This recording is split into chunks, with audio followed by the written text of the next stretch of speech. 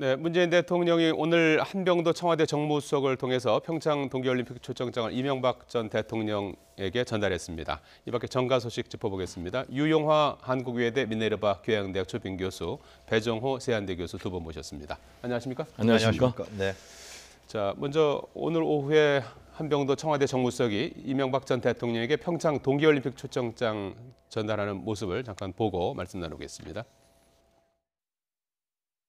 대통령께서 이번 동계올림픽은 대통령께 특별히 좀 남다르시잖아요. 그래서 지금 찾아뵙고 정중히 좀 대통령 네 분 좀 올림픽 전역에 좀 참석을 해주셔서 자리를 좀 빛내주셨으면 하는 말씀을 있으셨어요. 이렇게 초청장을 가지고 왔습니다. 그래? 네네. 그래, 뭐 초청 봅시다. 초청장에 왔으니까 좀 봐야지. 예. 그래, 뭐 대통령께서 네네. 진정 올린 그 말씀으로 초대해 줬기 때문에 네네. 이런 국가적 행사고 네네. 또 대한민국의 화합을 하고 네. 또 국격을 높일 수 있는 좋은 기회잖아요. 네네. 이번 정부가 성공적으로 예.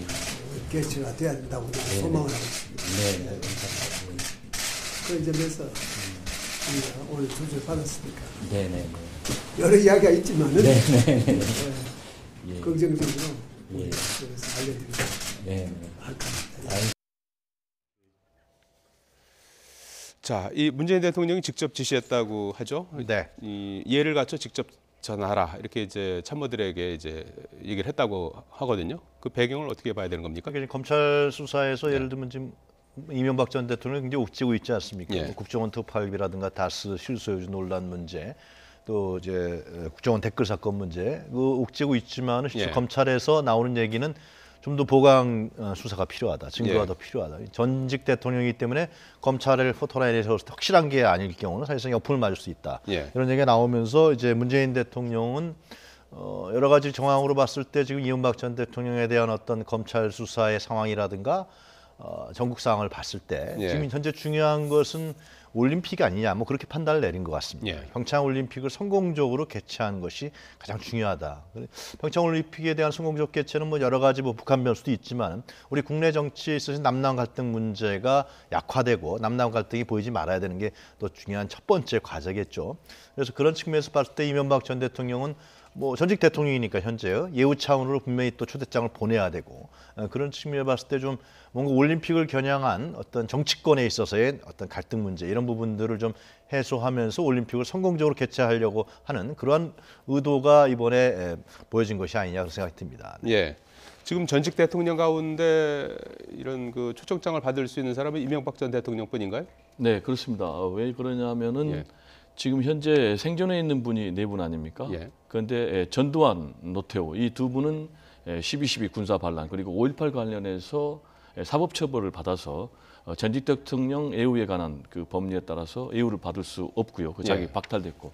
그리고 또 박근혜 전 대통령은 탄핵 파면됐기 때문에 그 예우를 받을 수가 없습니다. 그래서 이명박 전 대통령만 유일하게 전직 대통령 애우에 관한 법률에 의해서 초청을 받을 수 있는 그런 상황인데요. 예. 지금 문재인 대통령이 한병도 정무수석을 직접 이명박 대통령에게 보내가지고 초청장을 전달했지 않습니까? 예. 그럼 왜 이런 선택을 했을까와 관련해서는 제가 볼 때 이제 크게 한 세 가지가 있는 것 같습니다. 말씀드린 첫 번째는 법률상 예우를 갖춰야 되는 그런 전직 대통령이기 때문에 초청장을 전달했고요.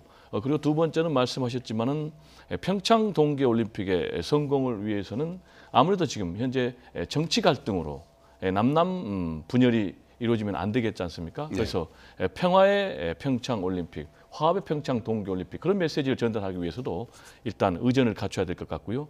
그리고 또 최근에 지금 문재인 대통령의 지지율이 지난주에 집권 이후에 가장 최저로 떨어졌지 않습니까? 그래서 이런 최근의 여론 흐름도 반영해서 정무적인 판단을 내린 것이 아닌가 이렇게 생각이 됩니다. 예. 이명박 전 대통령은 뭐 이제 초청에 응할 걸로 이렇게 이제 보이는 상황이고요. 이명박 대통령이 참석하게 된다면 문재인 대통령과는 2년 3개월여 만에 이제 만남 아니겠습니까? 김영삼 전 대통령 빈소에서 만난 이후 이제 만남인데 검찰 수사를 두고 이제 지금 상당한 이제 공방을 벌였었는데 어떤 얘기를 할 수 있을까요? 글쎄 뭐 특별한 얘기가 있겠습니까? 예. 뭐 이명박 전 대통령 오늘 이제 문재인 정부에게 어떤 그 자기의 메시지를 한병도 정무수석을 통해서 얘기를 했죠. 예. 그러니까 화합과 국민 화합이 더 중요하다라는 얘기죠. 그 얘기는 결국은 이제 정치보복이라는 자기가 제시했던 프레임 이 부분과 연관된 거라고 연계된 거라고 우리가 해석할 수가 있을 것 같습니다. 이명박 전 대통령이 일단 좀 한숨 돌렸을 거예요. 왜냐하면 최근에 어떤 검찰 수사라든가 언론의 어떤 그 취재 이러한 정황으로 봤을 때는 평창올림픽 전에 예. 검찰에 불려가는 거 아니냐 이런 것이 그 일반적인 여론이었는데 이 부분 속에서 일단 평창올림픽에서 전직 대통령 예우위원회에서 참석할 수 있다. 뭐 전날 리셉션이라든가 개막식 참석할 수 있다. 이런 부분들은 일단 이후에 자기의 검찰 수사에 대한 대응을 좀 더 한숨 고르면서 대응할 수 있는 어떤 대책을 좀 만들 수도 있고 법률적인 대응이라든가 이런 부분들을 할 수 있다라는 좀 측면이 있지 않았냐 생각이 듭니다. 그런데 예. 한 가지는 국민 여론 입장에서 봤을 때 예. 국민들은 좀 약간 의아해하는 측면도 없지 않아 있다고 생각합니다. 왜냐하면 최근에 검찰 수사의 옥죄기라든가 언론에 어떤 그 노출된 여러 가지에 드러난 정황들을 봤을 때는 상당히 올림픽 전에 예. 이명박 전 대통령을 뭐 검찰 포토라인에 세우는 거 아니냐 네. 이랬는데 이런 부분들이 좀 드러나니까 과연 이제 이명박 전 대통령이 평창 올림픽에 어떤 화면으로 나왔을 때 국민들 반응은 어떨 것이냐라는 측면도 제가 보기엔 상당히 궁금할 것 같습니다. 예. 이명박 전 대통령이 이제 개막식에 참석해도 뭐 마음은 좀 심란할 것 같아요. 지금 국정원 특활비 수사 그리고 다스 비자금 수사 이 부분이 이제 검찰이 수사를 상당히 이제 진행하고 있는 상황인데 소환한다면 평창올림픽 이후에 하겠다 이게 이제 검찰의 입장인 거죠? 뭐 구체적으로 밝히진 않았고요. 예. 소환 여부에 대해서도 예. 구체적으로 밝히지는 않았는데 지금 보면은 전반적으로 자연스럽게 이명박 전 대통령을 소환한다면은 예. 평창 동계올림픽 또 패럴림픽 올림픽이 모두 끝나는 이제 3월 이후에 검찰이 소환할 것 같습니다. 지금 이명박 전 대통령이 문재인 대통령의 초청에 사실상 참석하겠다라는 그런 입장을 밝혔지 않습니까? 예. 그럼 이제 이명박 전 대통령 왜 참석 의사를 밝혔냐라는 것과 관련해서는 이제 기본적으로 현재 검찰 수사가 계속되고 있는 이런 상황에서 자신의 전직 대통령 위상을 자연스럽게 확보하면서 방어에 좀 유리하지 않겠나 이런 생각할 수 있을 것 같고요. 예. 그리고 당초에는 국정원의 특수활동비 수사 굉장히 큰 물살을 타면서 이명박 전 대통령을 평창 동계올림픽 개막 전에 소환하는 것 아니냐 이런 관측도 있었습니다. 그래서 자연스럽게 본인이 참석을 함으로 인해서 검찰의 소환 그리고 혹시 있을지 모를 구속영장 청구 등에 대해서 자연스럽게 좀 모면하는 그런 의미도 있는 것 같고요. 그리고 또 검찰의 소환에 대비하는 그런 시간을 이제 가질 것 같은데 예. 검찰은 왜 그러면은 지금 평창 동계올림픽, 패럴림픽을 마친 이후에 소환할 가능성이 높느냐라는 것 관련해서는 이미 나왔지만 평창 동계올림픽을 성공리해야 되기 때문에 아무래도 전직 대통령을 소환할 경우는 그쪽에 대해 스포트라이트가 가게 되면 이제 평창 동계올림픽의 분위기를 해칠 수가 있고요. 예. 그리고 최근에 지금 이명박 전 대통령의 측근들이 마음을 바꾸고 있는 그런 부분이 있습니다. 예. 김백준 전 청와대 기획관이라든지 예, 또 예. 김유진 부속실장. 그래서 이런 사람들을 철저하게 수사를 해서 이명박 대통령을 소환했을 때 한꺼번에 모든 것을 정리하겠다. 예. 그런 의도 등이 담길 것 같습니다. 예, 검찰로서도 뭐 시간을 좀 가지면서 조금 더 좀 확실한 증거 이런 것들을 좀 확보할 필요가 있겠죠. 검찰이 제가 봤을 때는 그 긴 기간 동안 예. 확실한 증거와 정황을 확실히 수집하지 못한다 그러면은 예. 오히려 왜냐하면 이제 3월 달이 되면 지방선거가 상당히 가까워지지 예. 않습니까? 그러면 여야의 정치 공방이 더 치열해질 텐데요. 과연 그리고 또 국민 여론이 올림픽 이후에 또 어떻게 변할지도 예. 모르고 그런 점들로 봤을 때는 좀 여러 가지 우려스러운 측면이 없지 않아 있습니다. 예. 예를 들면 그렇기 때문에 검찰이 그동안에 얼마나 확실한 증거와 예. 정황 수사를 하느냐 이것이 제일 관건이 될 것 같습니다. 예. 국민의당 얘기 잠깐 좀 해봐야 될 것 같은데요. 2월 4일로 예정돼 있던 전당대회를 취소하기로 한 겁니까? 네, 그렇습니다. 예. 당초에 2월 4일 날 예. 전당대회를 열어서 바른정당과의 통합 문제를 의결하기로 했지 않습니까? 예. 그럼 왜 연기를 했느냐라면은 이제 투표를 하려면 선거인단 명부가 작성이 돼야 되지 않겠습니까? 예. 그런데 거기에 이중당적 한 1,000명 정도가 있다는 얘기예요. 이게 무슨 얘기냐면은 최근에 이제 민주평화당을 창당을 하겠다고 지금 창당 발기인까지 지금 발표를 했지 않습니까? 반대파에서 그렇습니다. 통합 있죠. 반대파에서. 근데 그 숫자가 지금 한 1,000여 명 되니까 그러면 이중당적 문제가 있으니까 나중에 법적인 문제가 될 수 있다라는 것이 하나 있고 그리고 2월 4일 날 계속 강행을 할 경우에 이 1,000여 명 정도 되는 통합 반대파가 반대표를 던질 경우에 자칫 통합 의결 자체가 무산이 될 수도 있다. 이런 것들을 다 종합해서 그러면 이제 앞으로 어떻게 할 것이냐라는 것과 관련해서 당무위원회에서 열어가지고 앞으로 이제 중앙위를 다시 열어서 당헌 당규를 개정해서 전당원 투표를 통해서 이 문제를 매듭짓겠다라고 결정을 내렸는데 이미 지난번에 안철수 대표가 자신의 신임을 연계하면서 전당원 투표에서 본인이 통과를 시켰지 않습니까? 그래서 전당원 투표를 하게 될 경우는 제가 볼 때는 국민의당과 바른정당의 통합 문제를 확실하게 통과시킬 수 있기 때문에 이런 선택을 한 것이 아닌가 생각이 되고요. 그러면 이제 언제 할 것이냐라는 것 관련해서 2월 13일 날 양당 통합 전당대회가 지금 잡혀 있지 않습니까? 그래서 그 전에 할 것으로 지금 전망이 됩니다. 날짜는 정해지지 않은 그렇습니다. 상황이군요. 그리고 안철수 대표가 이제 조건부 사퇴 카드를 던지지 않았습니까? 이거는 이제 어떤 의미가 있는 겁니까? 그러니까 지금 중재파, 예를 들면 박주선 부의장이라든가 주승용, 이따 7명, 5명에서 7명 중재파 의원들이 요구했던 것이 전당대회 전에 사퇴하라. 그러면은 반대파들, 현재의 민평당의 창당 발기인에 명 올린 반대파들에서 일부라도 같이 예를 들면은 통합당에 갈 수 있도록 하겠다라고 했던 것이 결국 이제 요구사항이었는데요.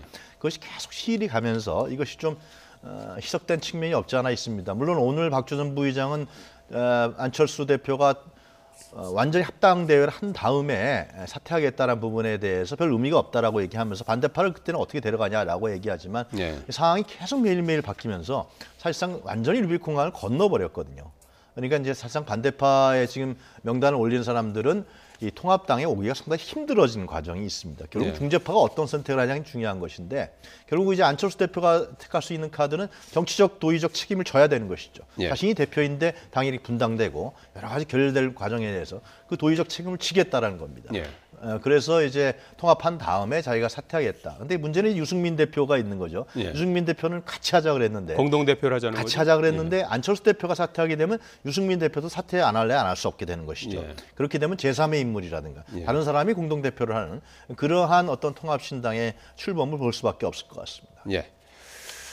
자, 그리고 어제 문재인 대통령의 복심으로 불리는 양정철 전 청와대 홍보기획 비서관이 이제 북 콘서트 그렇습니다. 그 책을 내놓고 이제 이렇게 책에 대한 이제 설명을 하는 그런 자리를 가졌는데 임종석 청와대 비서실장도 자리를 찾았어요. 어떤 얘기를 했는지 잠깐 좀 우선 보시겠습니다. 책 하나 갖고 제가 출마할 앞으로 일도 없고 앞으로 정치할 일도 저는 없을 겁니다.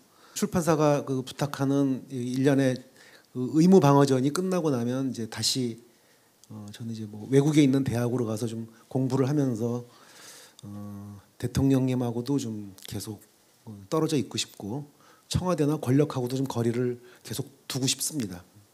캠페인 할 때는 뭐 이렇게 워낙 생각이 비슷해서 뭐 척하면 삼천리고 툭하면 호박 떨어지는 소리고 서로 말 안 해도 마음이 너무 잘 맞고 타지에 있다 보면 아픔은 서러우니까 꼭 부탁드리고 싶은 거는 낙관주의와 건강 그 두 가지를 부탁드리고요.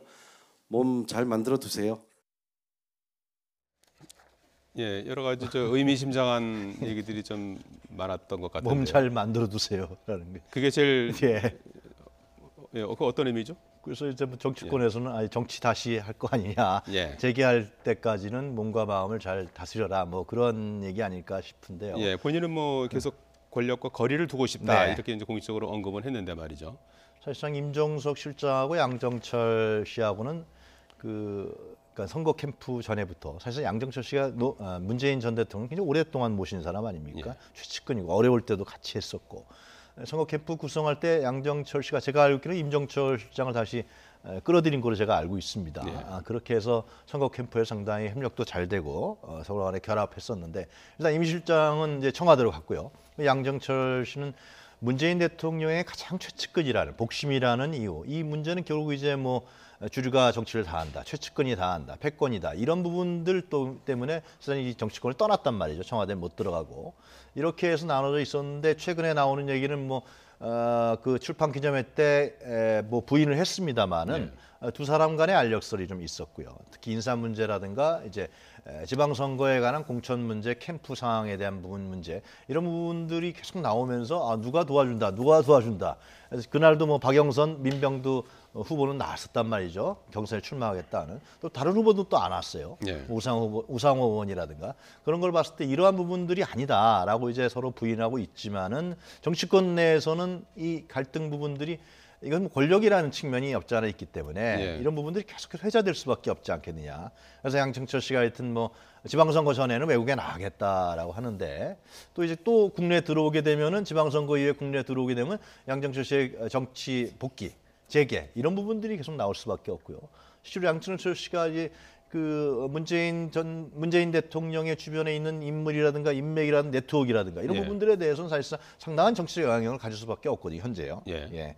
그런 측면들이 이제 좀 이 출판 기념회라든가 양정철 씨와 임종석 씨 갈등, 실장과의 갈등 이런 부분들에서 이제 있는 것 같은데 아무래도 두 사람이 잘 얘기를 해서 여권 내의 분열이라든가 분란 이런 부분들은 사실상 문재인 정부의 치명적인 타격이 될 수 있기 때문에 아마 두 사람이 지혜롭게 이런 부분들을 좀 극복해 나가야 되지 않을까 그런 목소리가 있습니다. 갈등설은 왜 나오는 것 같습니까? 글쎄 그거는 저 외국에 설입니다. 있다가 들어올 때마다 이제 뭐 술도 한잔 하고 예, 그런다는 거 폭탄주를 했다 아니겠습니까? 그러는데요. 예. 그건 설이죠, 설. 그리고 또 어떤 뭐 팩트로 나와 있는 건 아닙니다만 예. 과거에도요. 예를 들면 DJ 정부 때 이 DJ 정부를 만들었던 권노갑 그 고문이 있지 않았습니까? 예. 그런데 그 비서실장을 이제 김준권 씨가 했단 말이죠. 그러면서 실제로 그 권력 간에 있어서의 갈등선은 계속 있었고요. 현재 박지원 의원도 비서실장 할 때 동계 권노갑 의원과의 갈등선이 계속 있었어요. 권력이라는 거는 하나의 핵심과 중심은 하나일 수밖에 없는 거거든요. 예. 이런 부분에서 권력을 있는 여러 가지의 이해관계들이 있기 때문에 그런 부분들은 피할 수 없는 거죠. 두 사람이 어떻게 지혜롭게 이 부분을 풀어나가느냐 예. 이런 게 이제 중요하겠죠. 예. 지금 이제 임종석 청와대 비서실장하고 양정철 전 비서관하고 이제 갈등설이 나오게 된 것은 예. 기본적으로 양정철 전 비서관이 문재인 대통령의 오른팔 아닙니까?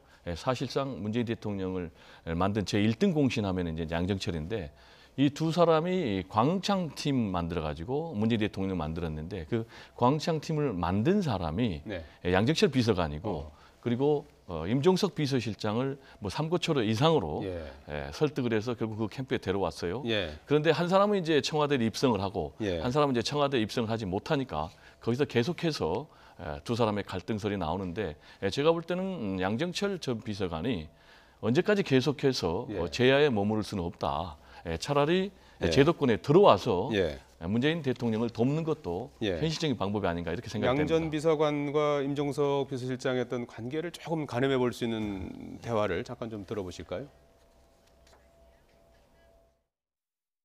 대통령 비서실장이 여기 오셔도 됩니까? 아마 우리 청와대 직원들이 제가 여기 온 걸 모를 겁니다. 대체로 가면 안 될 것 같은 분위기를 조성해두고 저만 왔습니다. 그리고 제가 김영석 씨 팬이라 온 보고 싶어서. 임종석 실장님은 또 이 대통령님하고 비슷한 데가 있어서 고지식한 분인데 아마 끝까지 있으려고 할 텐데 제가 그거는 좀 불편합니다. 여러분들의 명으로 임종석 실장님은 빨리 가셔서 대통령님 잘 지켜주십시오라고 해도 될까요? 저보고 지금 다시 들어가라고요. 적당히 있다가 눈치껏 있다 가겠습니다. 양 전 비서관이 만약에 정치에 복귀한다면 어느 때가 될까요? 이번 지방선거는 아주 이제 임박해 있는 상황인데요. 특히 정치권에서는 뭐 출판 기념회 하기 전에도 이제 양정철 전 비서관이 지방선거 이후에는 결국은 정치에 복귀하는 거 아니냐 이런 설입니다 물론. 그리고 이제 지금 출판 기념회 두 번째 할 때는 삼철이라고 하는 이제 전해철 의원하고 이호철 전 비서관하고 세 사람이 같이 또 모인다는 거 아니겠습니까 현재. 그래서 그러면서 이제 지방선거 부분에 대해서 이제 상당히 권력 내부에서는 촉각을 건들 수밖에 없는 것이죠. 현재 뭐 광역 단체장 같은 경우는 예를 들면은 여러 가지 정치적 영향력이 뭐 문심이 어디 있느냐 이런 게 이제 중요하거든요 사실상. 그것이 이제 그 뭐 지지당원이라든가 이런 사람들의 마음을 바꿔놓을 수 있기 때문에 그런 측면에서 봤을 때 정치적 영향력이 있는 사람들이 실제로 지금 다 있기 때문에 뭐 누가 누굴 지지한다, 누가 우리 캠프에서 도와준다, 누가 만났다 이런 얘기 사실상 있는 게 사실이란 말이죠. 네. 그래서 아까도 말씀드렸습니다만 하여튼 양 비서관이 정치에 재개하고 복귀, 뭐 정치를 했던 사람이니까 당연히 정치를 하고 싶겠죠. 네. 그런 측면을 제외하더라도 지방선거에서의 어떤 내부의 어떤 불협화음들은 좀 없애는 방향으로 지혜를 잘 모아 나가야 되지 않겠냐, 뭐 그런 생각입니다. 예. 정치 복귀 시점을 어느 때로 보십니까? 지금 이제 정치 복귀 예. 시점은 점칠 수가 없죠. 예. 기본적으로 양정철 비서관은 나는 정치를 안 하겠다, 예. 출마도 안 하겠다, 청와대 권력하고 거리를 두겠다 예. 이렇게 얘기를 했거든요. 그런데 이 말이 그대로 전달이 되지 않는 이유는 양정철 전 비서관과 문재인 대통령 간의 특수관계 때문에 그렇습니다. 예. 권력의 크기는 어디에 있냐면요, 최고 권력자하고 거리에 비례합니다.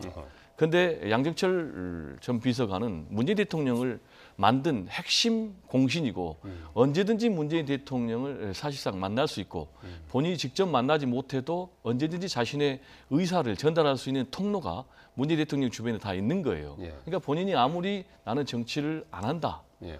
라고 해도 힘이 여전히 실린 거거든요. 예. 그러면 이제 과연 정치를 복귀할 것인가 안 할 것인가 그 부분은 모르는데 제가 볼 때는 정치에 복귀할 가능성도 배제할 수 없다. 이유는 문재인 대통령이 계속 국정을 운영하다가 만약에 위기에 봉착한다면 예. 결국은 믿을 사람이 누가 있겠습니까? 양정철 전 비서관. 청와대로 복귀할 수 있다는 말씀입니다. 그런데 청와대로 복귀할 수도 있고 다른 뭐 통로로 복귀할 수도 있는데 예. 문재인 대통령 같은 경우 이제 사석에서 편하게 양비 이렇게 부를 정도로 가까운 사이 아닙니까? 그래서 제가 볼 때는 언제든지 복귀할 가능성도 있고 아까도 예. 제가 말씀드렸지만은 이렇게 힘 있는 사실상 정치 실력자가 제야에 있으면은 오히려 문제가 된다. 제도권에 들어와서 문재인 대통령을 돕는 게 더 낫지 않나 이런 생각이 듭니다. 예, 알겠습니다. 예, 정가 소식 짚어봤습니다. 유영화 한국외대 미네르바 교양대학 초빙 교수, 배정호 세안대 교수였습니다. 두 분 고맙습니다. 네, 감사합니다.